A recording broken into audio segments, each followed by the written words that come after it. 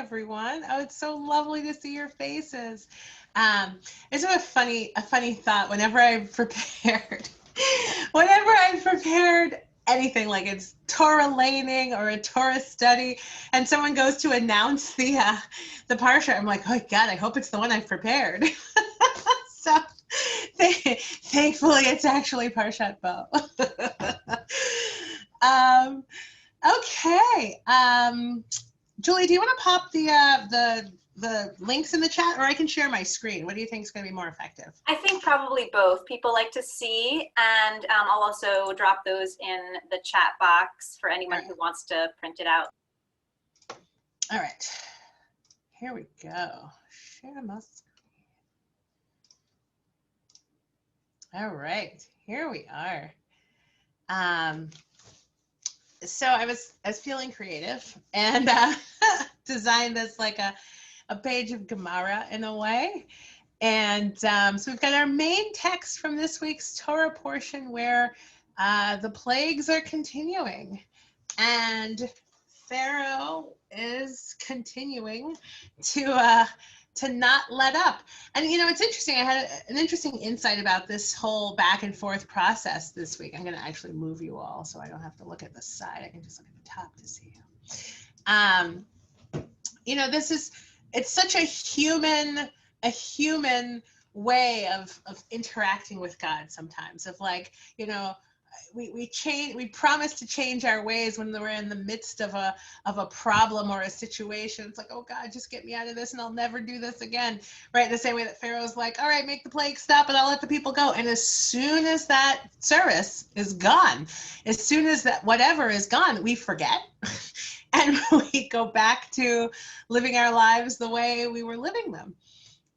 So I feel like I can identify with Pharaoh in those moments of humanness.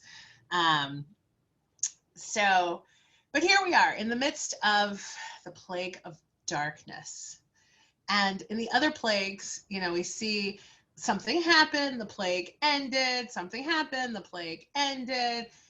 And we don't see that here. Like, we are still very much in the midst of the plague of darkness. So here we are, verse 10, chapter 11, verse 10. Moses and Aharon had performed all these miracles before Paro, but the Lord strengthened Pharaoh's heart, and he did not let the children of Israel out of his land, out of the land of Egypt. So like I said, we're in the midst of this darkness. And chapter 12, verse 1 begins, the Lord spoke to Moses and to Aharon in the land of Egypt, saying, this month, HaChodesh hazeh lachem, Rosh Chodeshim, Rishon hu lachem lechodshei hashana. This month shall mark for you the head of the months. To you, or for you, it shall mark the first of the months of the year. So, I just remembered I forgot to say a bracha before we started studying Torah. Hold on a moment. Let me just make a bracha. Baruch atah Adonai Eloheinu melech haolam asher kiddushanu mitzvotav v'tzivanu la'asok b'divrei Torah. God, Holy One of blessing, whose presence fills creation, may these words of Torah that are on our screens and that we have before us excite us and be delicious and sweet to our eyes and reveal their deeper truths to us so that we can connect with the message, the sodot that are hidden within, and bring them into our lives. And they can become for us Torah Chaim, Torah for our lives, to help us live lives ever connected to you and to mitzvot and to our fellow human beings. Baruch atah Adonai hamelamed Torah le'amo Yisrael. So, like we said, we're in the midst of darkness, in the plague of darkness. But we're also learning now about Rosh Chodesh, the beginning of the month and the beginning of the months. Both are here. And so we experience this in a way every month. We're deep in the darkness. The moon is in her darkness, and then we have that beautiful sliver of light that reveals itself to us. And again, we come to understand that this is the beginning of the month. So we've got a number of commentaries. So let's start with Rashi, because where else would we start with but with Rashi? Rashi says this month, right? HaChodesh hazeh, literally this renewal. Now in Hebrew, month, well, there's a number of words for month, but this word that we're using is chodesh. But the root of chodesh is chadash, is new, and so we can translate HaChodesh hazeh as this renewal period. So Rashi says, Hashem showed Moses the moon in its renewal and said to him, when the moon renews itself, kacha, like this, you will have a new month. That's the Midrash. Thanks, Rashi. But it's like he's saying that God took Moses out and pointed at the sliver of Rosh Chodesh and said, HaChodesh hazeh, when the moon looks like this, then you know it's a new month. Nevertheless, despite this Midrash, which is really wonderful and I love it, the Talmud teaches us that a biblical verse does not lose its simple meaning, right? That we still have the pshat text that says, HaChodesh hazeh lachem, we understand it as this month. So about the month of Nisan, in which, God was talking to Moses, he said, this shall be the first of the order of the number of months. Then Iyar is the second, Sivan is the third, etc., etc. So in reading this, my thought is, okay, is this a chidush? Right? Is this new information for Moses? So thankfully, we've got down here from Targum Yonatan, which is a translation of the Tanakh. We understand from the time of Adam up to this point, Tishrei had been the first month and Nisan had been the seventh, right? So that's great. That answers the question that rages for us, or I should, rages for most of the people I talk to, when we come to Nisan and it's like, what are you talking about? Isn't Tishrei the first of the months? That's when we celebrate Rosh Hashanah. And then like the opposite, when we get to Rosh Hashanah, what are you talking about? Why are we doing Rosh Hashanah right now? Isn't Nisan the first of the months? So, thankfully our tradition has many ways to, smooth over those difficulties. And so they have different purposes. And, we see that even now with Tu B'Shvat coming up, right? We've got 4 at least, right? 4 New Years that we mark in our calendars. So lo kasha, right? Like it's not a disagreement here. Okay. I labeled them, so I want to just take us in a not linear path through these. So Ramban says right over here, this month shall mark for you, specifically for you, specifies that this mitzvah is speaking to all of the generations. So like, it's really like for us, right? And then it goes forward in the verse 3, speak to the entire community of Israel. And there's a word cut off here saying that he's going into, as God's going into with Moses, Pesach, specifically meaning for that generation, right? So like, we have Rosh Chodesh, that's set for all of us. It's like a gift to the future generations, which are us and our children and our grandparents, etc. But specifically speak to the entire community of Israel and tell them like, this is how it's going to go down right now, right? With Pesach and gathering together. So then Abarbanel, who I love very much, always asks these fantastic questions. And Abarbanel says, since the year is merely a measure of time and time is undifferentiated, very true, how can the year have a beginning? It's a circle, right? Like how could the circle doesn't have a beginning? How can the year have a beginning? The day and the month both have natural beginnings, but the year itself does not. It's a really good question. Bechor Shor comes to help us answer that question. And he says, this month shall mark for you the head of the months of freedom. While you were enslaved, your days were not your own, right? Like people who are enslaved don't have control over their time. Their whole schedules are made by someone else's calendar, someone else's schedule. But now, as we're going into freedom, the Israelites are going into the freedom. Now your months shall be for you, lachem. And that reflects so much of how we practice. In 12-step groups, with abstinence, people will celebrate their birthdays, right? They're abstinence dates. And it's like before, there was the before time when people were, you know, stuck in their addictions. And then moving forward, marking from this day forward, these are the months that were lachem for them, right? And we do that in a number of ways to say like this, everything else before was different. Now this is mine. And this is the time that I want to keep. I'm going to scroll down here a little bit to Sarna. So we've got our months. Thank God. We're moving into freedom. And the Hebrew months, like the days of the week, are given ordinal numbers. The absence of names, right? Like it's the first month, the second month, the third month. That there's no, at this point, we're not looking at any names of the months. Later on, we have some names.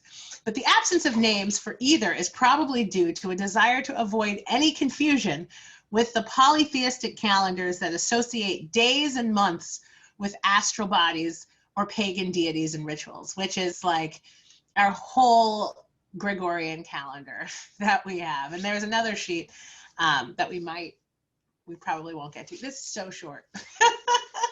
But you can have it to look at and to learn about. And that's also important because going back to what Bechor Shor said, like the message of this counting, the message of this calendar is not stam to mark time, right? It's not just about, okay, here's where we start. It's about freedom.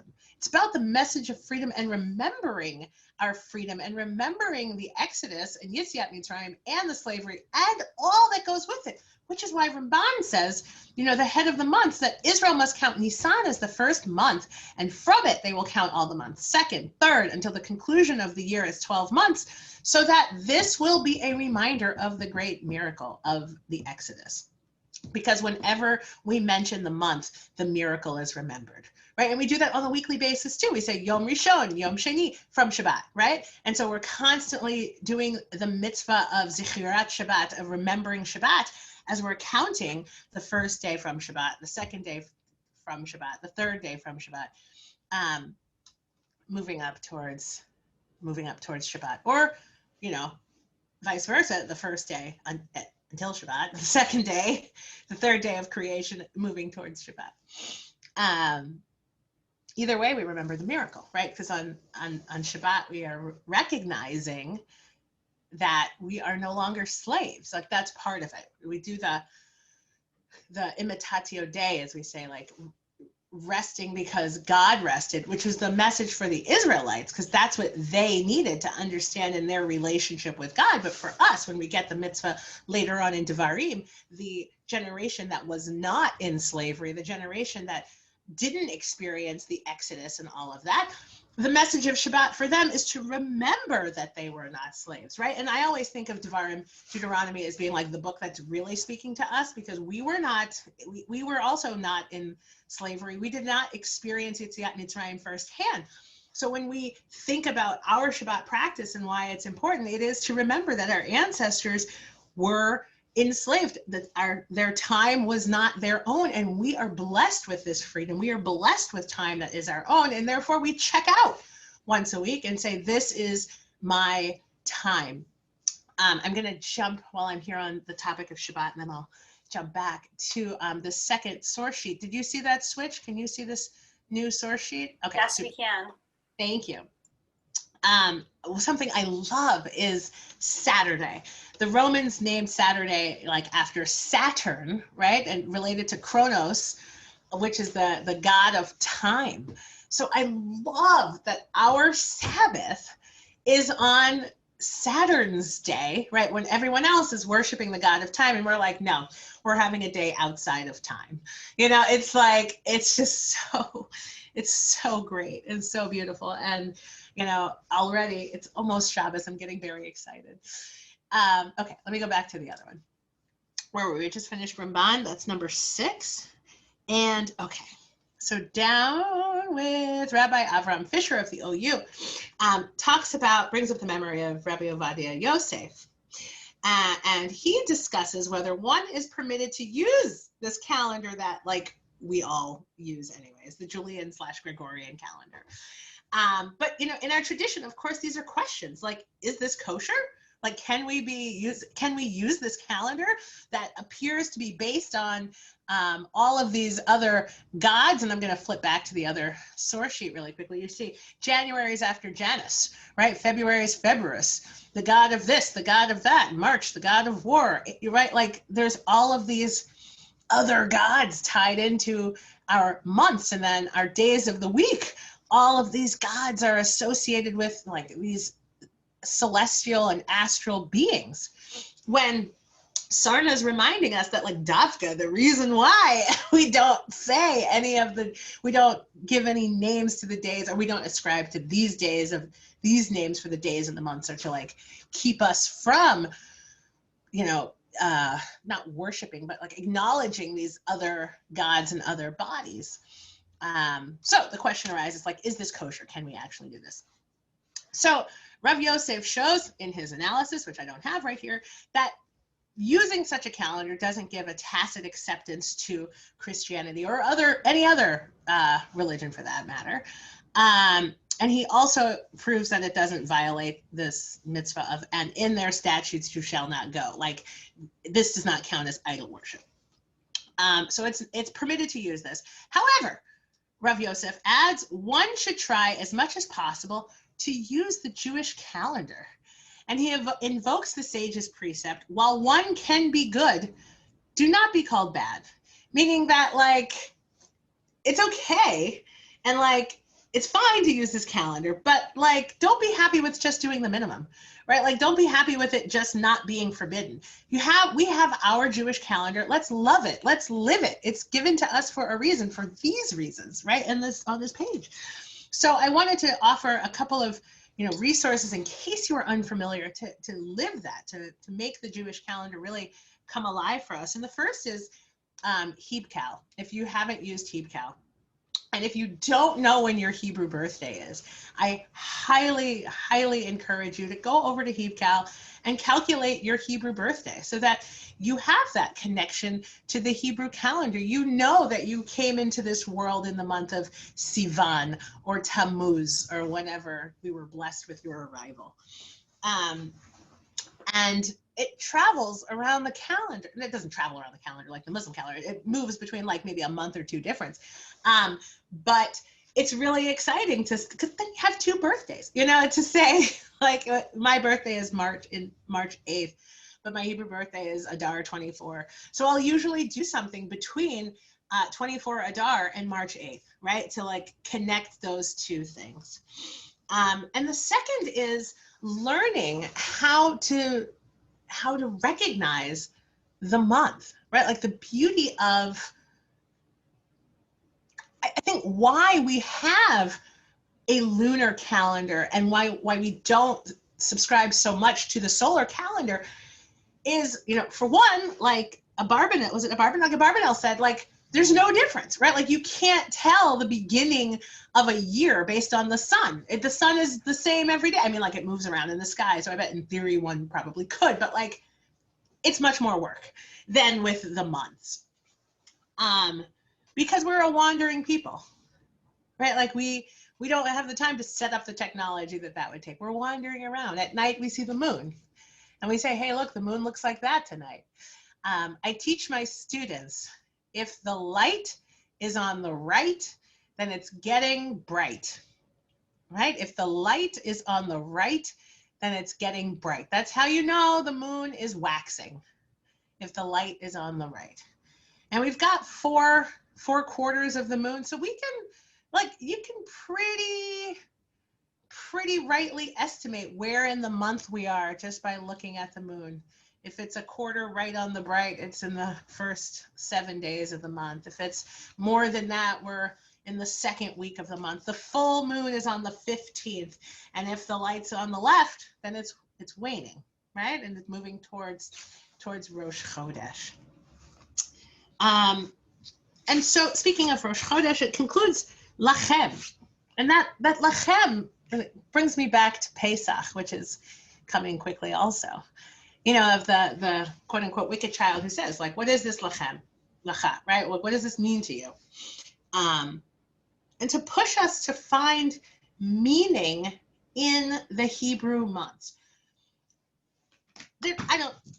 January doesn't mean anything to me, like December doesn't inherently have any meaning for me, but Shvat does, right? Shvat is our month of renewal, right? Shvat stands for Shenishma Besorot Tovot, right? That you should only hear like good tidings, right? So like we go and seek out good news in the month of Shvat.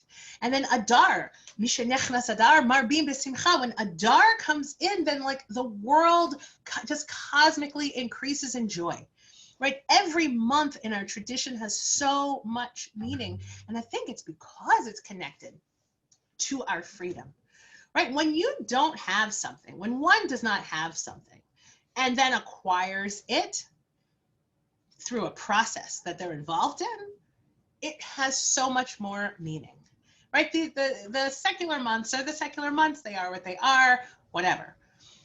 But these months of freedom that we celebrate are so precious and they offer us so much.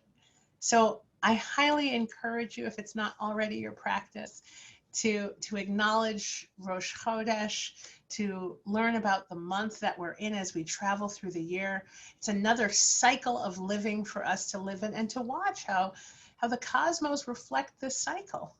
How the trees do what they do in Shvat and through the year. How Tishrei feels like another beginning. How Elul, all the energy becomes pensive. It's amazing. It's amazing. So I think it's time for us to close and shift to some question answer discussion, if I'm not mistaken. Great. All right.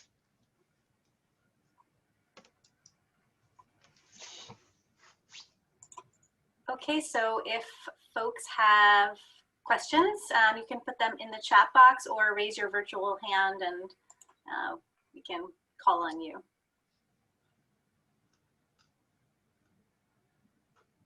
Sometimes it takes a minute. And Carolyn, thanks. Yeah, thank you for pointing out. We run a class on the months of the calendar. So every month around Rosh Chodesh, we look at like the qualities of the months. So definitely encourage everyone to check that out if you're interested. And there's a conversation about Hebcal happening. I saw someone posted, I love this, the moon lights up right to left like Hebrew. Nice. Did anyone have a question or a comment? It's quiet.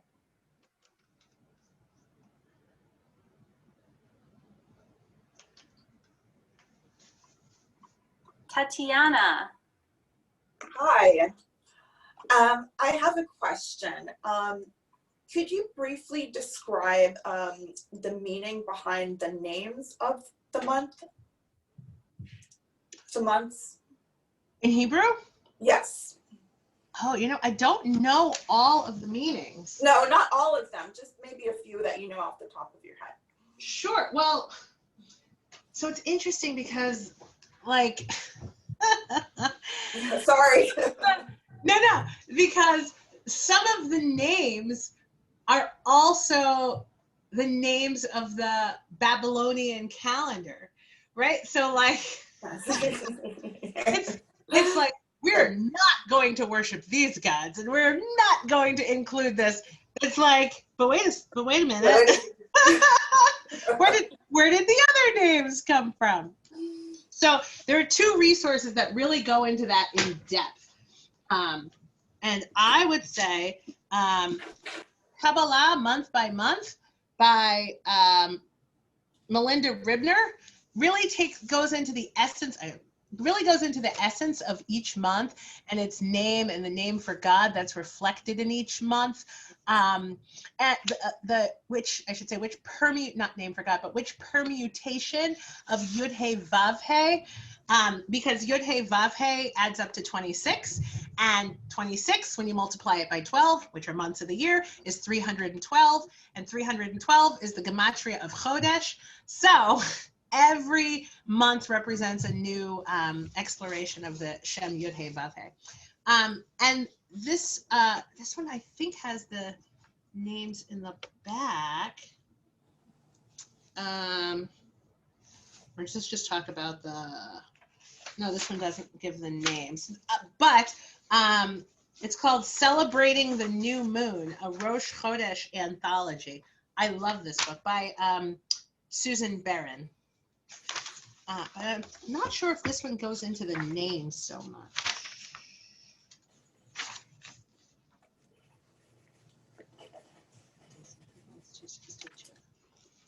No, but I can look that up and post that somewhere. I don't know how I would get that. Great. We have another question from Audrey. Hi, I just wanted to say this is awesome. And it just so happens that my husband's Parsha is Bo, and that when we were in the Jewish ghetto in Venice, we bought one of the pictures. I'm trying to see if I can swap it so you can see it here. Can you see this? It's by a Jewish painter from the ghetto in Venice, and it says Bo. Do you see it? Wow. Over the fireplace? Yeah, we have a fireplace, but can you see this? Is it the picture that's over the fireplace? No, wait, I'm sorry. Here. Oh. I had it the wrong way. Okay, That's here. And I just want to say you were amazing, and I learned a lot from you today. Thank you. Sure, thanks.